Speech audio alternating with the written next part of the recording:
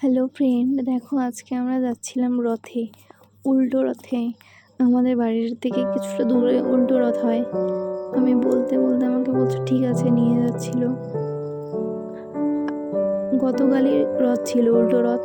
তো গতকাল এতটা বৃষ্টি হয়েছিল, তো আমরা যেতে পারিনি।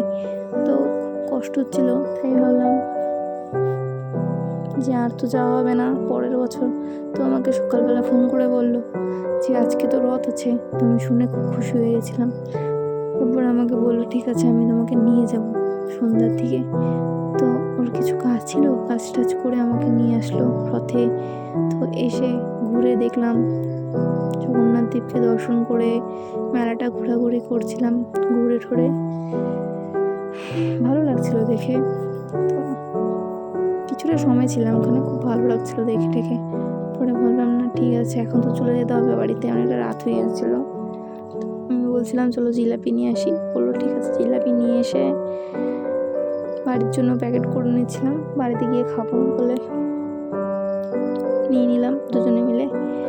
নিয়ে একটা বেলপুরির দোকানে গিয়ে বেলপুরি খেয়ে ঠেয়ে চলে আসলাম।